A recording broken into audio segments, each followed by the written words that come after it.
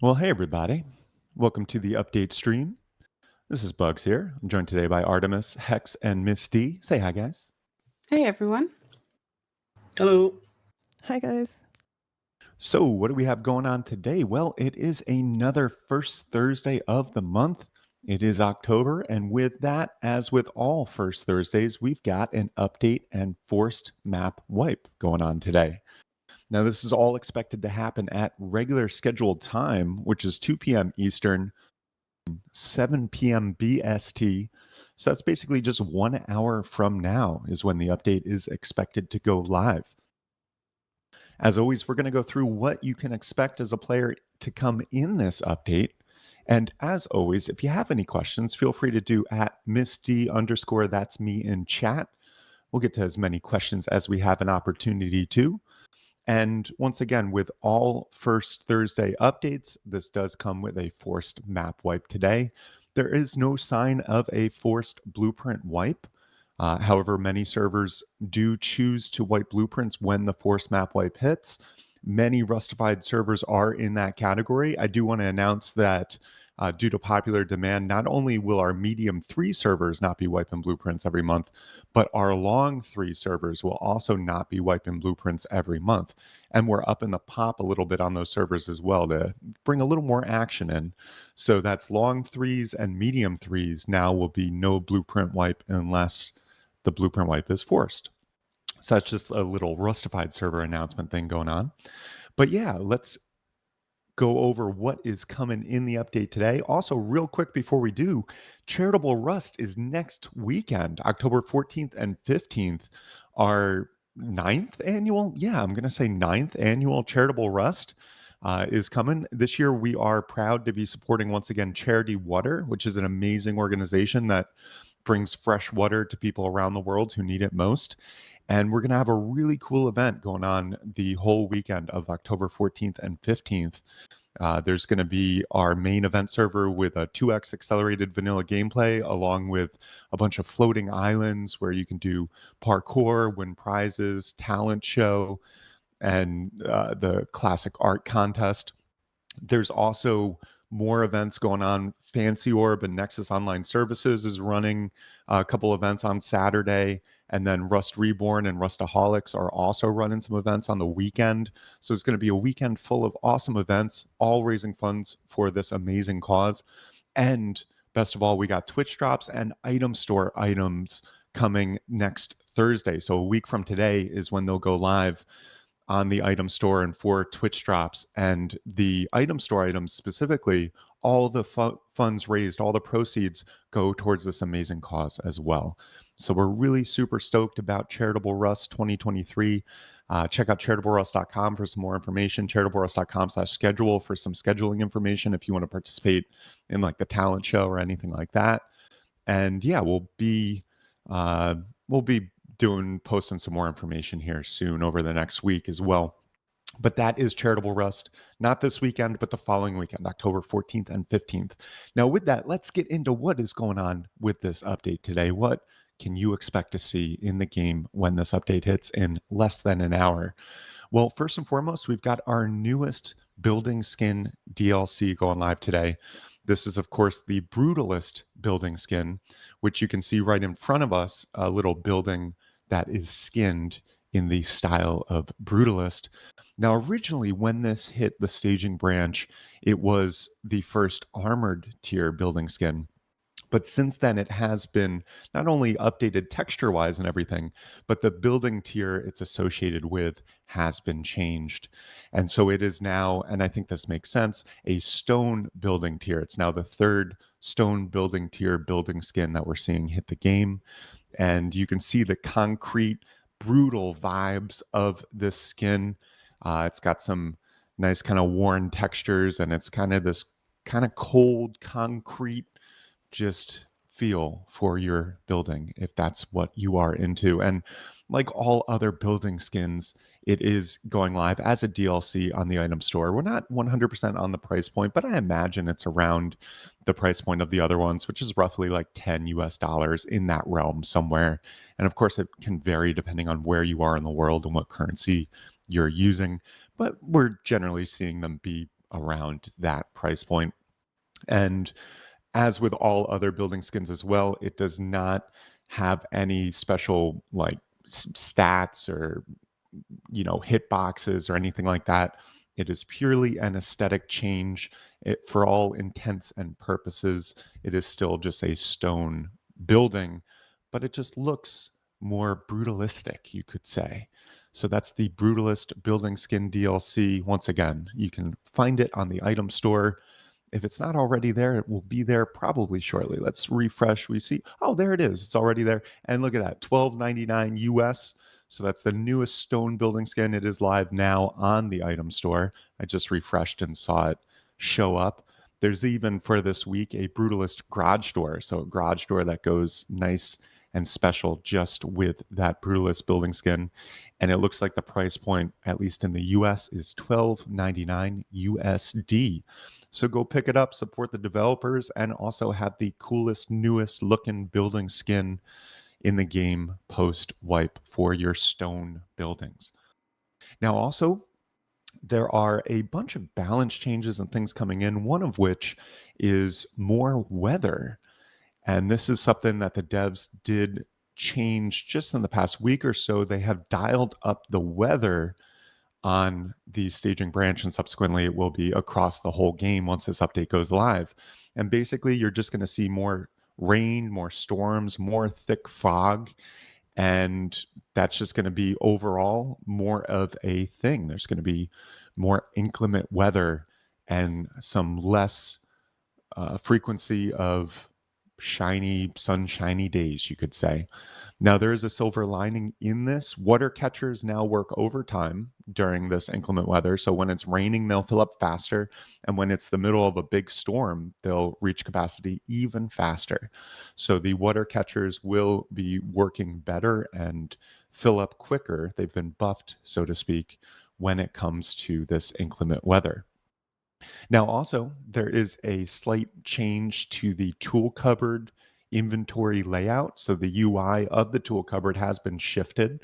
And you'll notice that when you look in it, there is now the ability to see both the cost for 24 hours and the protected time, and also the tools that you can use all in one like view.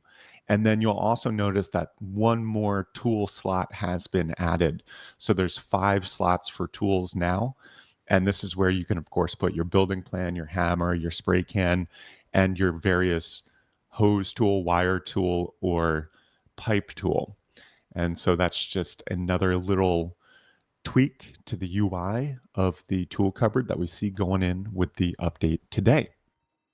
Also, we've got a bunch of balance changes. So basically, in the past month, if you haven't caught it, there was a lot of kind of talk, and this ebbs and flows. Gary did a beautiful like flow chart years and years ago about the public, view of Rust development, and I forget the specifics of each node on it, but it was pretty funny. And this was like had to be like 5, 6, 7 years ago. And some things like hold true for a while, and this seems to be one of them because in the past month or so, a lot of people were, talking about the state of the game and how they're not happy with it and all this stuff. And some, of course, valid concerns and complaints and everything like that. And the devs, right within their nature and their commitment of having this game be awesome and have it be something that people really love playing, the devs did reach out and say, hey, what are some balance changes? What are some things that you would like to see that we could get in the game? And that spawned a whole big Twitter conversation with several hundred replies and everything like that. And the replies ranged from easy, simple little things to, restructuring the entire progression of the game, of course. And so we're not seeing a whole restructuring of the entire game, but we are seeing some tweaks and changes to balance. So to summarize a couple of them, there is a buff to the MP5. So the bullet velocity and damage has been slightly increased for that MP5. And then also when you're burst firing, the accuracy has been increased. So your bursts are going to be more accurate and your bullets are going to fly faster and do more damage. So overall, the MP5 has been buffed, and that's exciting because one of the skins that we're selling to raise funds for charity next week is this really cool looking blue water kind of MP5 with a nice red dot on the sight and everything like that. Um, Excited about that gun. Think it's one of the better looking gun skins I've ever seen. And the proceeds of all those sales are going towards this amazing cause, raising funds for Charity Water. And it's cool to see the buff to the MP5 right a week before that, because now maybe more people will use the MP5 and maybe they'll be more inclined to purchase an MP5 skin, the proceeds of which go towards charity. So that is the MP5 buff. Higher bullet velocity and damage, and more accuracy when burst firing. Now, another interesting change we saw to the balance of the game, and this just came in, like, was it early yesterday, maybe late the day before, is turrets are now limited to 12 within a 40-meter radius. So any further turrets placed in the radius will be automatically disabled. So you can only have 12 turrets in a 40-meter radius. And so for big clan bases and things like that, that can definitely change the dynamic, because instead of having, 30, 40, 50 turrets all over the place, when someone goes to raid, say, a big clan base, now, only 12 of those turrets will work at any given time. Any turrets beyond that will be automatically disabled. So that's going to be an interesting new meta for the game, an interesting new dynamic when it comes to protecting a base, especially a large base, and also when it comes to raiding a large base. You'll have less turrets in general, most likely, to deal with. This is a CVAR that can be modified by the server owner. So if, say, the server owner wants people to be able to have only 5 turrets in a 40-meter radius, or if they want to go the other way and say, I want 20 turrets in a 40-meter radius, server owners can do that. Now, I do want to note real quick that this is something that official server owners cannot change. So Facepunch has specified that for the vanilla official community run servers, so like our servers and Reddit and Rusty Moose and all that stuff, it has to stay the 12 in a 40-meter radius. So we're not able to modify that, CVAR, but other server owners can if they're not on the official list. So that's another balance change that has made it in for the update today. Also, this is an interesting one. Spawning near certain monuments, especially oil rigs, has been restricted. So if you take a tugboat with a bunch of your bags and a bunch of your friends' bags and you park it right next to oil rig, then you will actually not be able to spawn in the tugboat when it's parked right next to oil rig. And this was just some limits, some restrictions put in place around certain monuments and specifically oil rigs.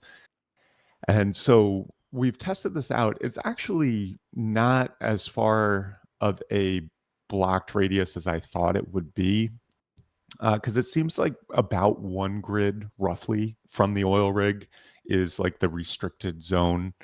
I was kind of feeling like it might be like 2, 3, or 4 grids away, but I guess they didn't want to go too far with the initial, you know, implementation of doing it.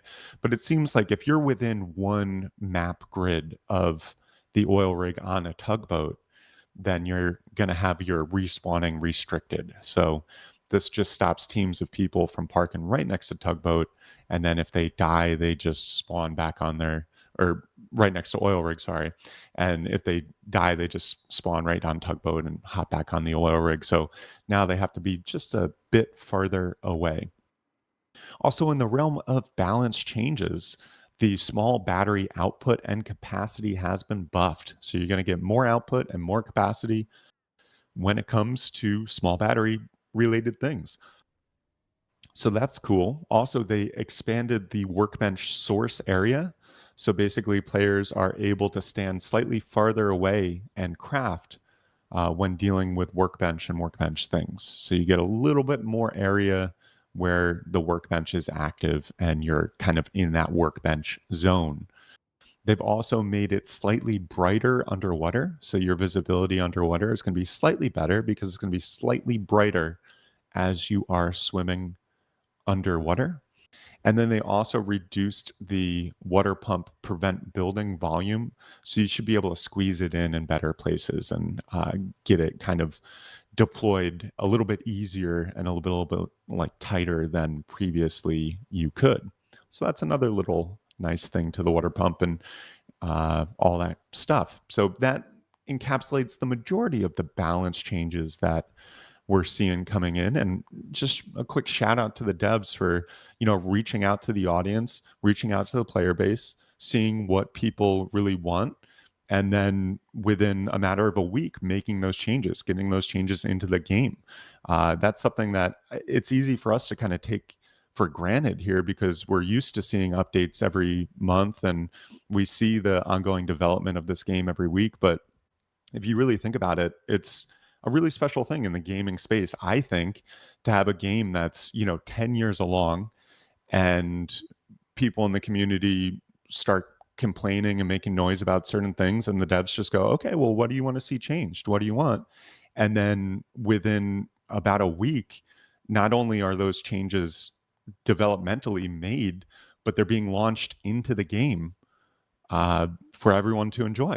And that's like a real quick turnaround. And I think just really something special. So when everyone's complaining that the game went to shit and all this stuff, because it can be really disheartening looking at Twitter. I'm not even a developer of the game, but I look and people are so mean. They're like, your game went to complete garbage, right? Or whatever. It's like, ouch, yo. But I think, and I just wanted to acknowledge the devs for, I think it's really cool that they still 10 years on reach out to the community, ask what changes they'd like to see, and then immediately get on making those balance shifts and then launching them literally like a week and a half later.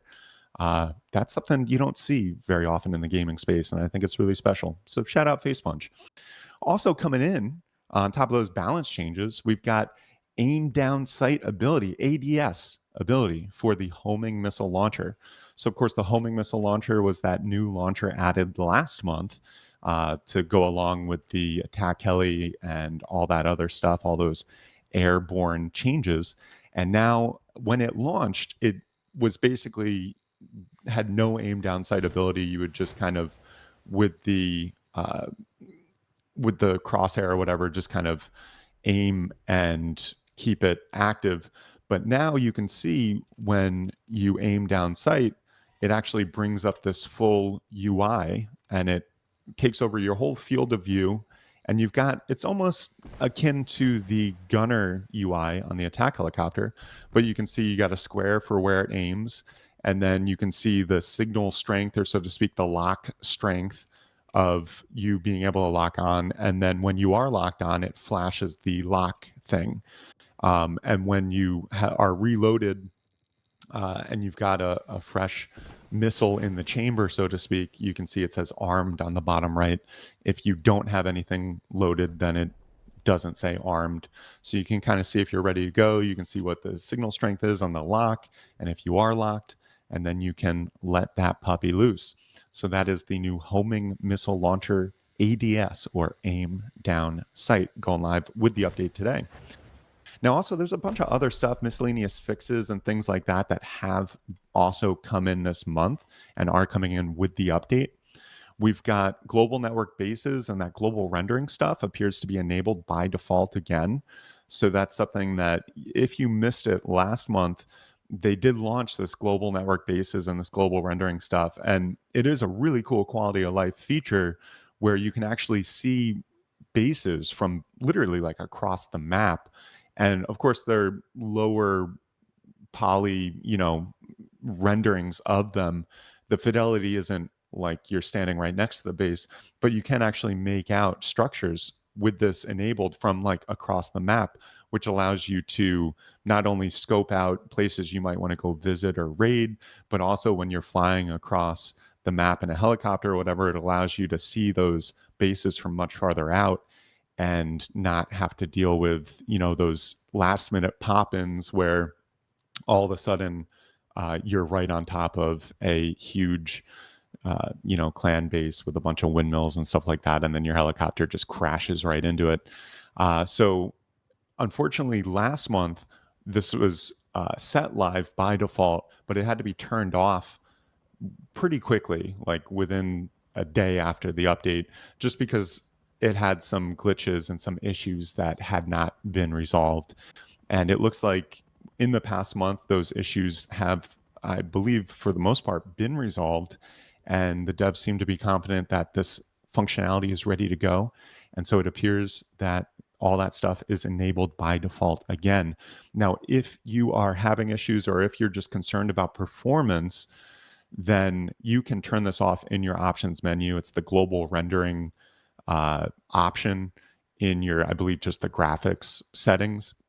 And so once this goes live, if you're having poor performance looking across the map or whatever, you can turn this off. Although I will say, given it's just basically converting the building blocks into prefabs on the map, like trees and like rocks and different, terrain elements, we weren't seeing like a huge hit on performance at all when it was on. And for what it provides you, being able to see where the bases are, like across the map, yeah, I'd encourage you to try it out before you turn it off because it's a really nice quality of life feature and everything.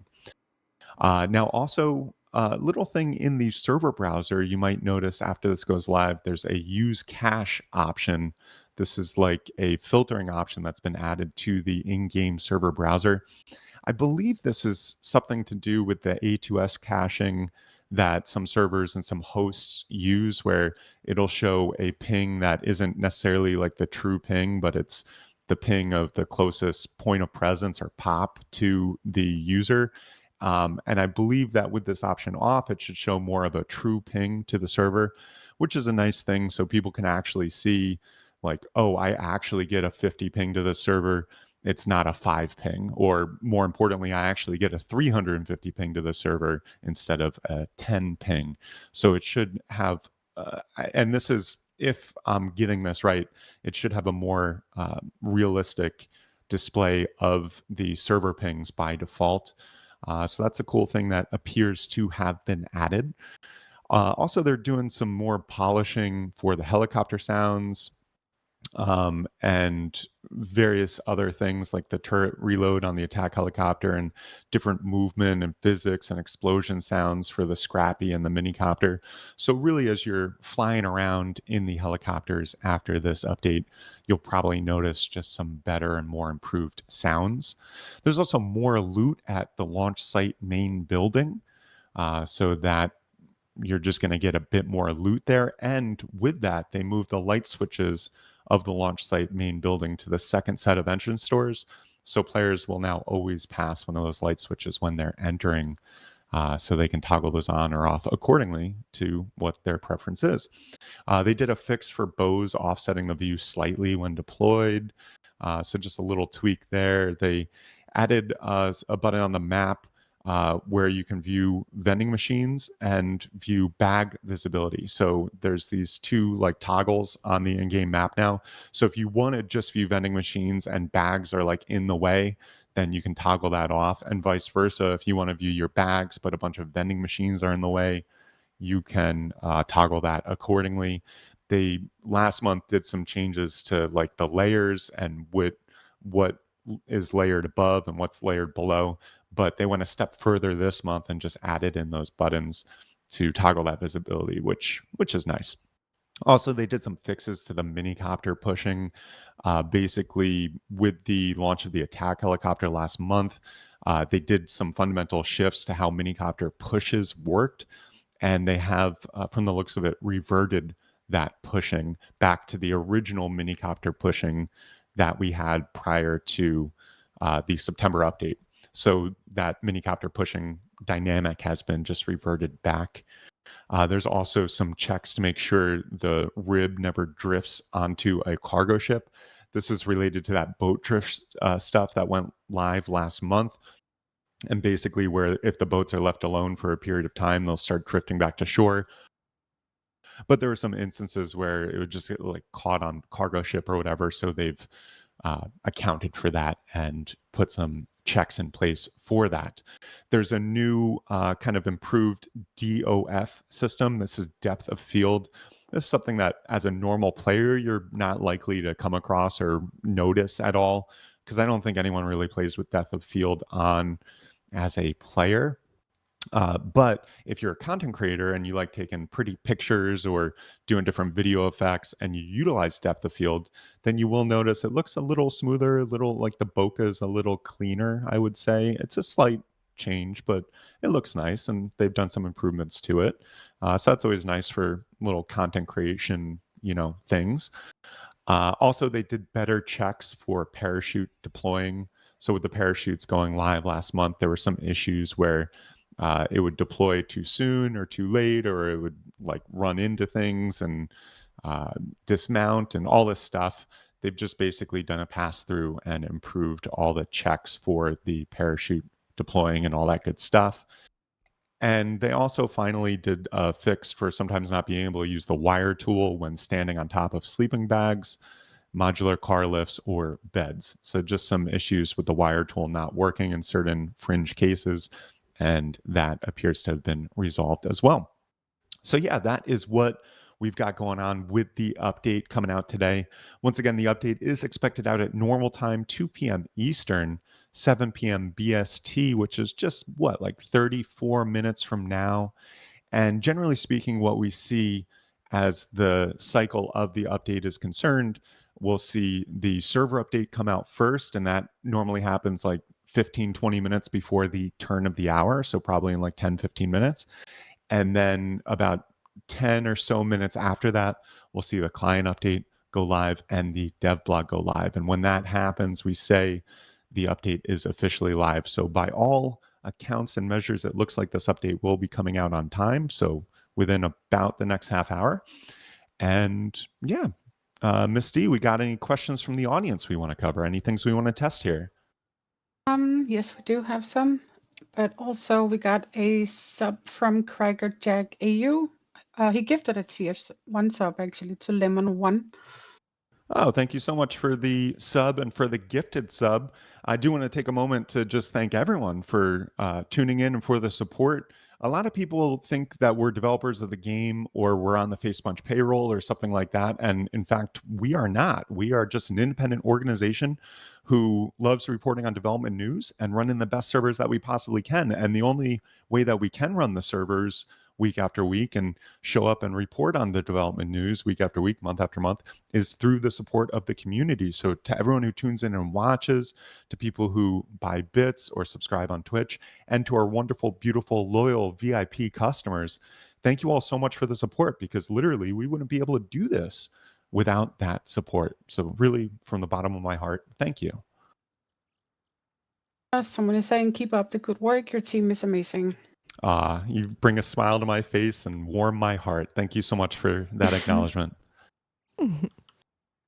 How will the new 12 turret meta work? Will the 12 turrets block out 40 meters of all turrets, or can raiders still build a raid base close and have turrets inside the 40 meters?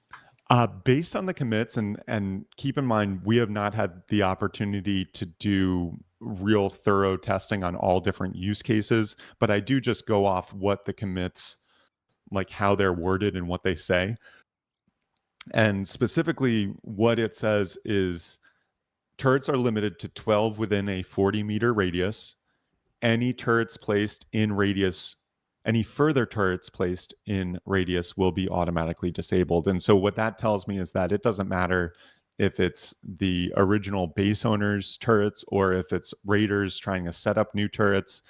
If there's more than 12 in a 40-meter radius, they just won't work.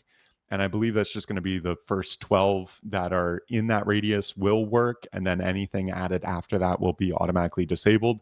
And I imagine if one of the OG 12 gets, destroyed, then the 13th one will turn on.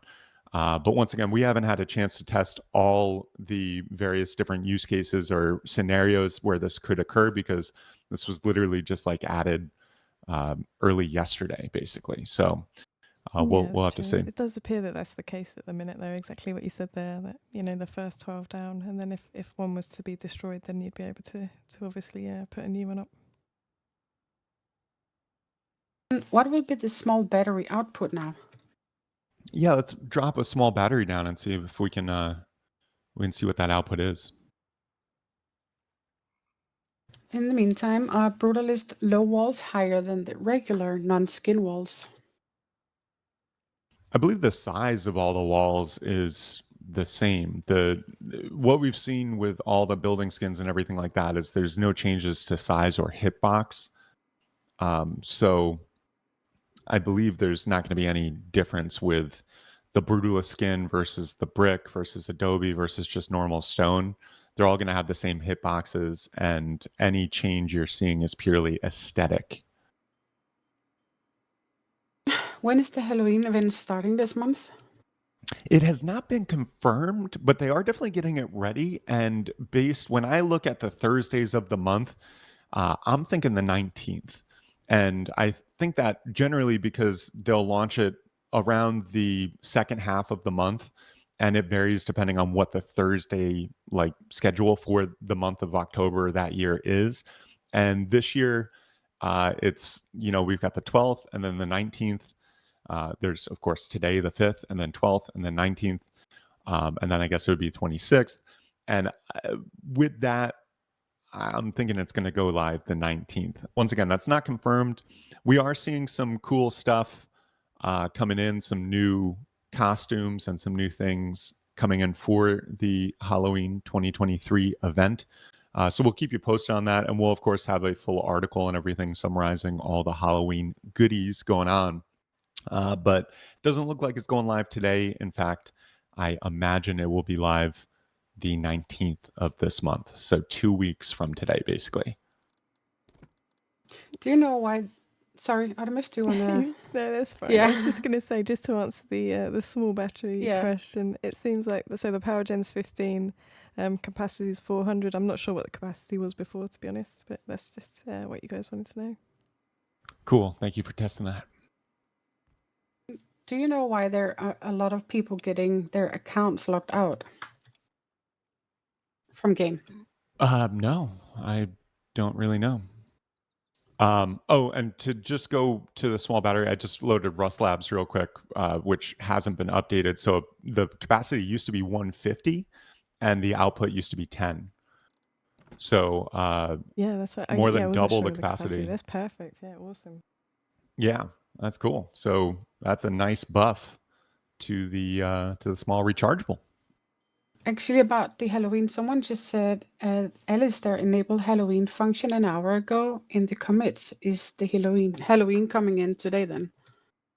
Yeah, I saw the commits around the Halloween branch. And let me just refresh to make sure I'm not speaking out of my ass here. But what we see is like today, we see if you look at commits.facepunch.com, you can see Rust Reboot main Halloween 2023, and it's like merged from Dracula Cape, which is going to be one of the new things. And then they have like on the Halloween 2023 branch, they have like enabled Halloween event, Network Plus Plus, enable scarecrow population and scoreboard and all that good stuff.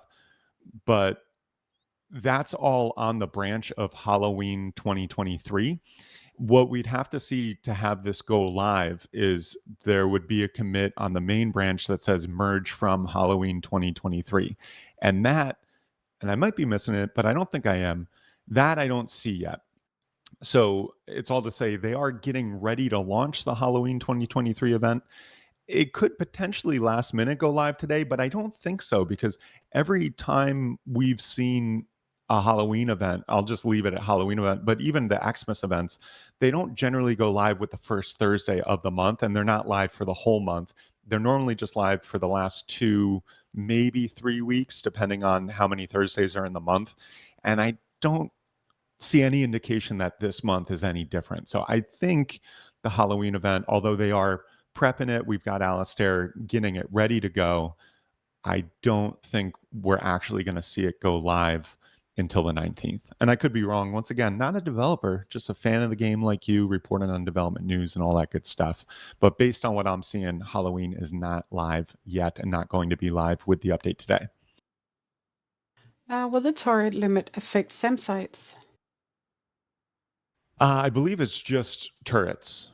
So I didn't see anything in the commits about SAM sites or anything like that. So I believe this is just limiting turrets to 12 maximum within a 40-meter radius. Anything more than 12 turrets in that 40-meter radius will automatically be disabled. And I don't think it matters who the owner of the turret is, whether it's the base owner or someone raiding. I just think if it falls within that 40-meter radius, anything over 12 just won't work. And I don't think that impacts SAM sites. If long isn't blah, if long 3 isn't gonna be BP wiped, will it connect to long 1 and 2 when the Nexus hit? Well, and we thought about that before doing the no BP wipe thing on long 3, right? Because we have been waiting for the server to server transfer stuff, this Nexus body of work. And that technically, in some manner, shape, or form, has been live in the game for a couple months now. It's just not active. But when we saw the Nexus stuff on staging, it didn't look like it was so much, you take 3 random servers that are already individual servers running individually, and you merge those 3 together. It's not like what we originally thought.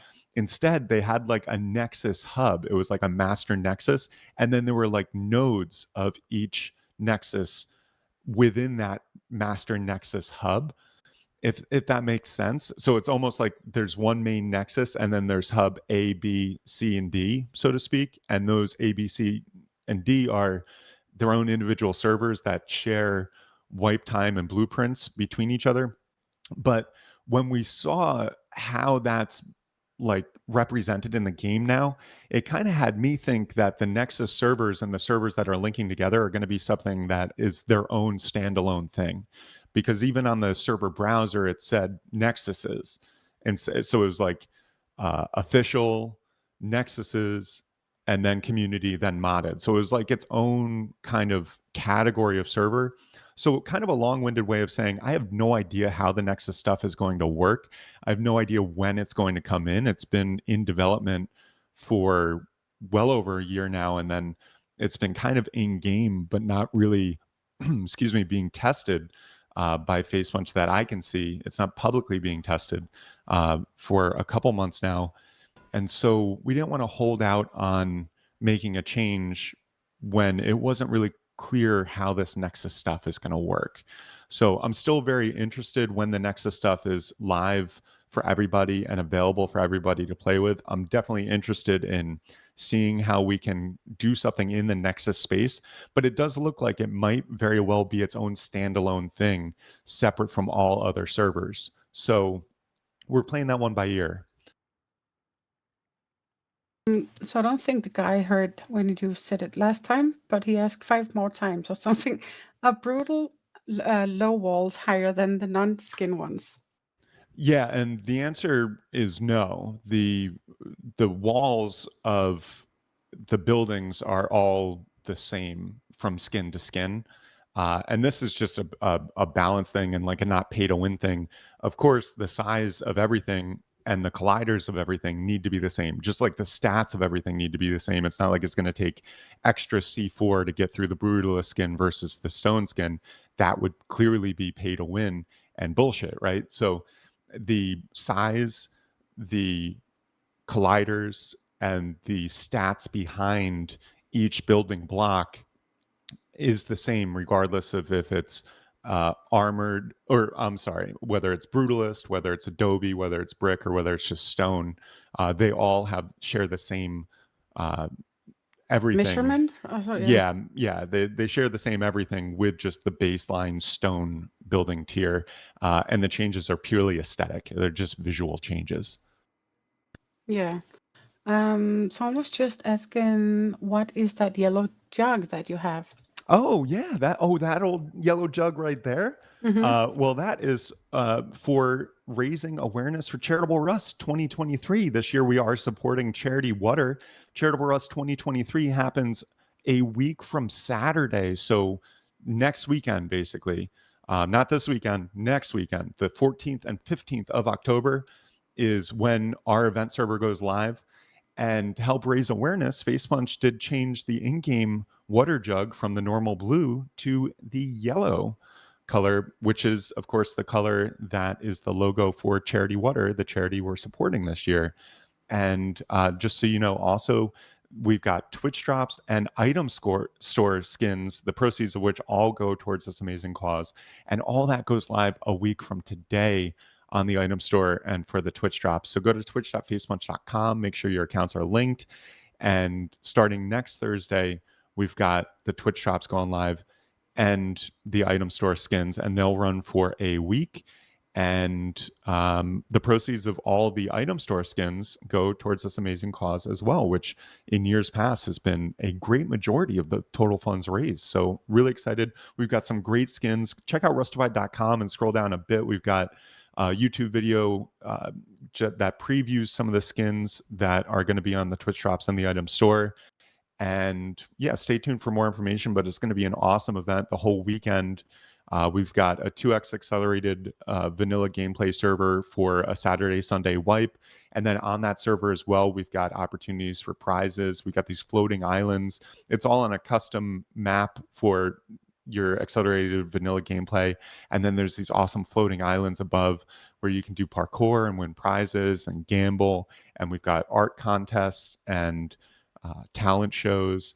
And then also Rust Reborn and Nexus and Fancy Orb and Rustaholics are also doing events on the weekend of. So it's just a whole bunch of events. It's going to be a great time, all raising funds for this amazing cause, Charity Water, which of course they bring fresh water to people who need it most around the world. Server update is out. Nice. That's a good sign that the update is coming out on time, if not maybe a little early. So we've got the server update is out. The client and dev blog are still pending. I'm going to tweet about it real quick.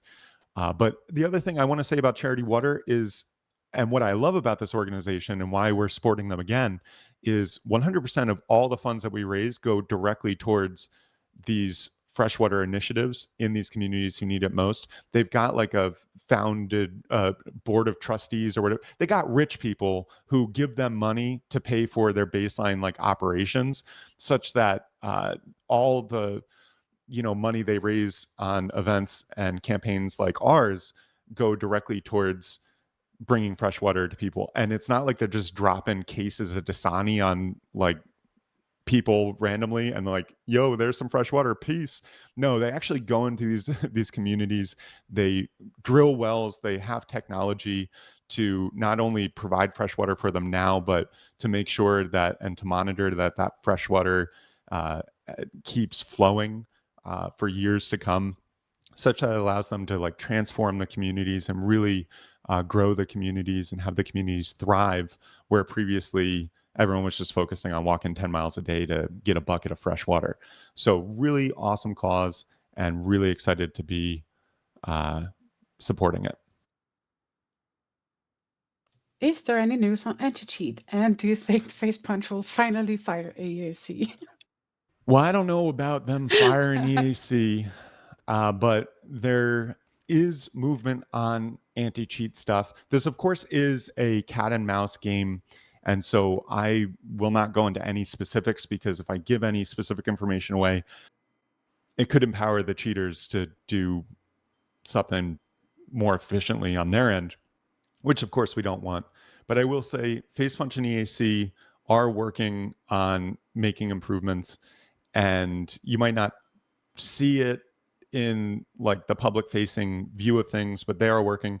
And I will say with confidence as well, we at Rustafied are working with a third party anti-cheat and developing our own anti-cheat countermeasures as well, such that we can identify and get rid of hackers sooner than before, and ideally before they fuck up everyone's wipe. So the hacking situation is still a huge problem. It's a plague in the game. EAC definitely needs to do more to get rid of these people faster. And frankly, in lieu of them not doing their job, we have been all year long focusing and investing in our own anti-cheat countermeasures to more reliably and more quickly get rid of hackers in the servers.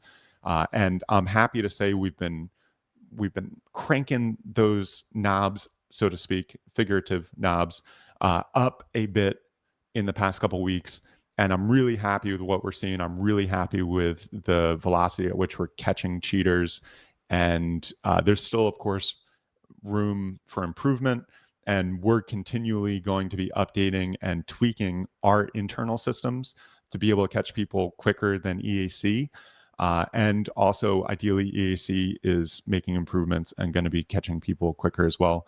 But I can say with confidence at Rustafied, we are doing a lot of stuff that no other servers are doing to catch these people quicker. And I'm really happy with how it is going. So we're going to continue to improve. We've also got a new reporting system that's going live this month. So it'll be easier to report people. You can still report people in game and in Discord, but we got a whole website launching where you log in through Steam. It shows the people you're just interacting with on the server you were just playing on. You can select multiple people. You can have more easy opportunities to upload, you know, evidence and stuff like that. And then you can even check back on the status of your ticket and chat back and forth with the admin, all this stuff. And a huge thank you to everyone who does report cheaters in our servers. You can just /report in game or /report in Discord. And that does really help us, you know, get rid of these hackers as well. So thank you to everyone who does utilize our report system, and stay tuned for a new improved report system going live in the next couple weeks. Do you think we ever get the old recall back?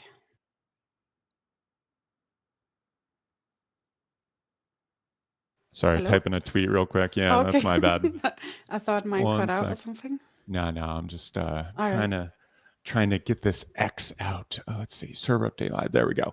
No, I don't think old recoil is coming back. I think they made that change and they're sticking with it. I know there are a good amount of people who want old recoil back, especially the people who spent like 1,000 hours training in the old recoil. Like, I totally understand why you'd be a little like salty about having all that time kind of just go for naught and to have this new recoil come in. But that being said, I don't think they're going to revert that old recoil. I think they made that very intentionally to have newer people be able to get into the game a little easier, and I don't see any indication of them rolling that back.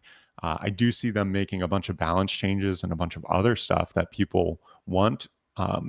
And we've seen a number of those things go live today with the update.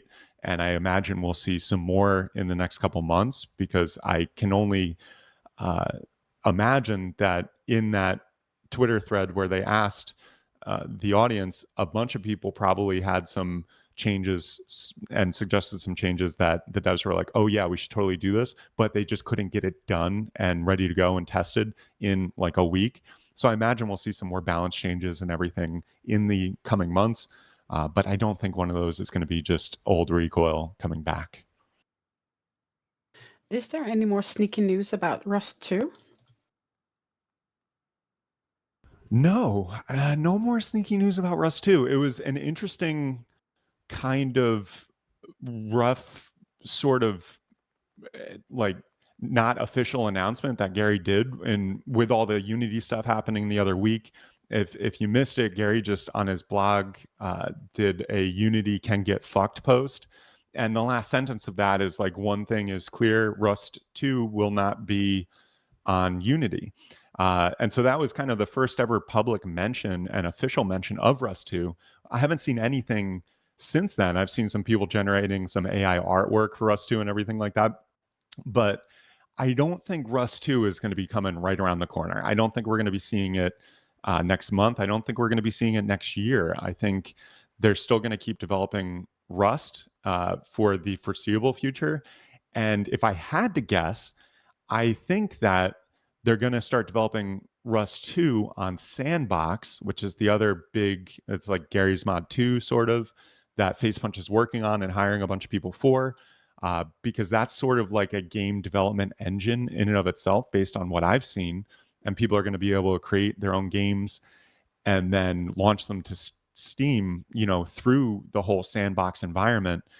And my hunch would be that once Sandbox is ready at a point that it can develop such a complex game as Rust 2 would be, then they'll probably start developing Rust 2 on Sandbox and having that maybe be a pilot for what Sandbox also needs to account for a fully fledged game development platform. This is completely my guess. Don't like quote me on this. This is not anything official from Facepunch. But if I had to guess, that's how I would see Rust 2 progressing. And with that in mind, I don't think Sandbox is ready yet. I don't think Sandbox will be ready for another year or two to really start. And I could be wrong, but to really start fully fledged developing Rust 2, I think Sandbox needs at least another year or so of development. So I imagine until then, we'll just see, you know, the normal version of Rust continue to be updated, tweaks continue to be made, and then maybe at a certain point in the next year or two, we'll see them start working on Rust 2, and maybe development on this version of the game will slow down, and probably people will continue to play this version of the game. If you're around for Legacy and the switch from Legacy to Experimental, which of course now it's just Experimental turned into just the normal version of the game, I imagine it would be something similar to that, but just being coded on Source 2 engine running on top of Sandbox would be my guess. But that's all the guesses I have around Rust 2. We haven't heard anything else. I haven't seen anything else, and I don't think we're going to see much for the foreseeable future. It's all to say. I think that's the soft announcement of it. It's nice to know that is coming eventually, but I don't think it's coming anytime real super soon. Let's go through. There's a few more questions. Can you show the launch site improved loot? Yeah, we can go over to launch site and kind of poke around there to see if you see. Yeah, we can take a look. The issue is it's not consistently in the same place. So you've got, from what I've seen so far, there is the Elite crates on top there because there's a chance to have an extra one there. At the drop down in the middle, there's a chance for another milli.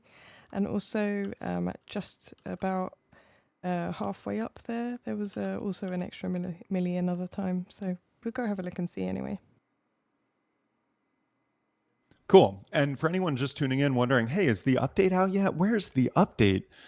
So it is, the server update is live. Let me double check here and make sure, did the client update just hit? Let's see. Oh, and with that, client update did just hit about a minute ago. So the update is live. Look at that. The server update is live and the client is live. Let's see if we got a dev blog live yet. Oh, hell yeah, that's handy. There's 3 elites up there straight away, so it was kind today. And boom, the dev blog is live too. So look at that. We've got, the update is totally live. Hit up rust.facepunch.com for the dev blog. We see they're talking about the turret interference, the SMG balance, various fixes and improvements, the Brutalist building skin, homing missile launcher scope. Oh, and Unity 2021 server update, and global network bases again, some cache browser stuff, some insights, good stuff. So with that, the update is live. We're going to wind this puppy down. We do have a streamer that we're going to raid here. So let me get that ready. And do we want to do the charitable trailer real quick and then go towards that? I think we should. Yeah, for sure. All right, awesome. Let's do that. So once again, Charitable Rust is not this weekend, but the following weekend, October 14th and 15th. A week from today, the Twitch drops and the item store skins are going live. So next Thursday, we'll have 4 skins on the item store, the proceeds of which all go towards this amazing cause, supporting charity water, bringing fresh water to people around the world who need it most. And then that weekend, we've got a whole weekend full of events, Saturday and Sunday. We've got our main event server with accelerated 2x vanilla gameplay, wipe. We've got talent show, art contest, parkour. We've got car races, all on the event server as well, on these floating islands around. And then on top of that, we've got Nexus, online services, and Fancy Orb. We're doing a couple events on Saturday and Sunday. We got Rustaholics doing a build contest. We got Rust Reborn doing some Bed Wars stuff. We got a whole bunch of cool stuff going on that weekend, all supporting this amazing cause, raising funds for those who need fresh water most around the planet. And so definitely stay tuned for Charitable Rust and mark your calendars to be around for next weekend, October 14th and 15th.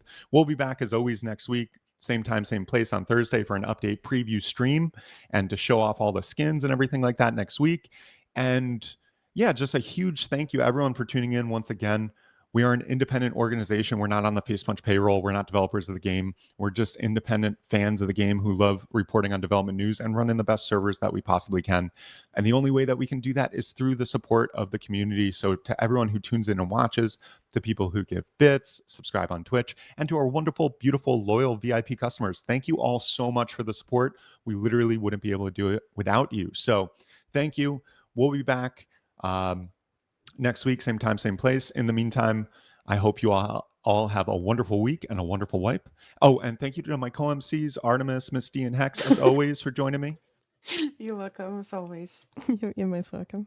And cool. With that, we'll wind this puppy down, do a little Charitable Rust trailer, and then raid our featured streamer of the month. Thank you all again. Catch you next week.